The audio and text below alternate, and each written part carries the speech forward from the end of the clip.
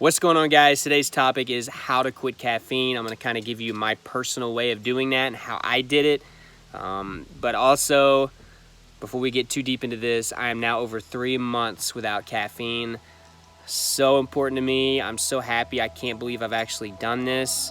It's just a really big accomplishment to have a quarter of a year under my belt. So I'm just, I'm closer to my year goal. Of course, I want to do this the rest of my life, but I would love to make it a year first. And then, see how things are and what I want to do with all that. It's just my kind of no caffeine challenge that I'm doing. It's been rocky in the beginning. It's very, very easy actually now. I mean, I might get a craving once a week for a soda or coffee, but it's nothing like it was in the beginning. It was terrible in the beginning, honestly. I had to really learn how to cope and make my cravings go way quicker. I had to avoid certain situations, but I'm gonna get right into that. So there's 2 ways you can quit. You can either taper down or you can quit cold turkey. Now, quitting cold turkey is okay pretty much for caffeine in some cases, especially if you don't suck caffeine down by the gallon every single day. But you could have some withdrawal symptoms. Now, I've done a video over caffeine withdrawal symptoms. I'm not gonna get too deep into that, but I'll put that at the end of this video so you can check it out. Caffeine withdrawal symptoms, mainly tiredness, fatigue, headaches are a big deal with caffeine. So whenever you quit them abruptly and you've been drinking a lot of soda and a lot of coffee, caffeine headaches can definitely plague you at least for a week or two. Sometimes it lasts a little bit longer. So that's what you're gonna run in with quitting cold turkey. But if you're strong-minded and you want to do it, there's no problem with doing it. As far as I know and through the research I've done, caffeine withdrawal is not dangerous. You can also taper off. Now, this also takes some strength too, because if you're that type of person who can't taper down without going full on, then it's not a good option for you. But if you're okay with, instead of drinking 3 cups of coffee this week, drinking 2, and then next week drinking 1 cup of coffee, and then drinking 1 cup of coffee every other day, and then once a week, and then you're done.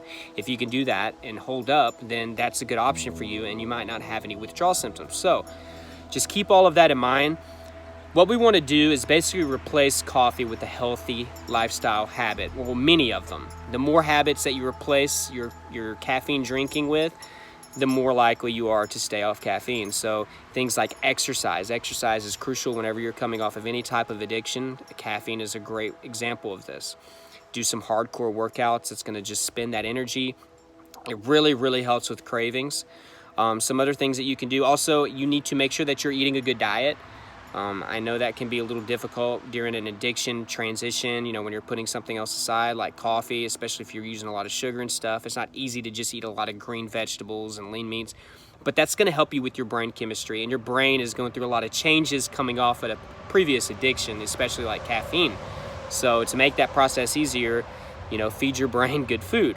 So that's a lot of green vegetables, fruits, lean meats like chicken, turkey, lean beef, and fish. Poultry is really, really good, high in omega-3. Make sure you're also taking your multivitamin, because that's going to help you out with your brain chemistry and your overall health while you are coming off caffeine. The next thing that you need to do is find some great hobbies, things that you love to do. Your craft. If you're a musician, do more of that. If you love to paint, do more of that. If you like to sing, do that more often. Work extra on your schoolwork, do extra at your job, work overtime, whatever you got to do to keep your mind busy so you don't have time to sit around and think about, your cravings or, miss caffeine too much. Just keep yourself busy. The next thing that you want to do, especially in the first week, although I wouldn't recommend doing this forever because you're going to have to face life and just face the addiction, your fear of going back or relapsing on caffeine, you can avoid certain situations and triggers during that first week.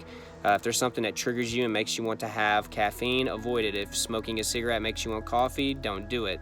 If going to a certain place, a fast food place, makes you want a soda, don't do it. Just stay away from those. Eventually you will have to move past that and deal with it, but in the initial stages, it's a good way to help you with your odds of quitting caffeine. Aside from that, guys, doing the little small things, I think meditation and journaling are a great way to help you with overcoming any addiction. I know some of you are thinking like it's just caffeine, I shouldn't. No, it's still a hardcore addiction if you are doing this every day. It's still something that's difficult to change. Caffeine is a drug. It's still something that alters our mind and the way that we think, so it's a challenge. And meditating will help you with your subconscious mind and make it a lot easier. Also, journaling is another great way to write down what you meditated about and your goals. What you can write down when you're having the worst cravings. What can you do today? What can you do tomorrow that you messed up today? Like if you put yourself in a bad situation, write about that and how you can change that up for the next day. And overall, things will get better. Guys, you have to think positive. Negative thinking will probably just make you want to, have caffeine again or relapse on that. I hate saying like relapse on caffeine, but oh well. It's still, I guess, it's fitting. It's appropriate. So at the end of all this, guys, basically you are going to see drastic results within the next 2 to 3 weeks, especially if you're just now quitting. I saw my tiredness start to go away. I saw my fatigue go away. I didn't have bad headaches the first time. I mean, this last time that I did it, the first time I did, I had headaches, but luckily I wasn't plagued with them this time around. Aside from that, guys, you just got to keep on each and every day, take one day at a time, just like you take any other addiction one day at a time. I hope you got some value out of this, guys. Give me a like. Also, comment down below if you are going through any type of caffeine withdrawal symptoms, if you're wanting to quit, if you're counting down the days till you quit, if you think you can do cold turkey and quit at once, or if you're thinking you're more of the taper kind of person, let me know down below. Also, subscribe if you haven't done so already, and hit that notification bell so you can get updates whenever I put my videos out. Join my Snapchat, my Twitter, my Instagram. That's all down below. Thank y'all so much for watching. There's also some more resources down in the description for you to check out on how to come off your caffeine addiction in some different ways that I didn't use. Thank you so much, guys, for watching.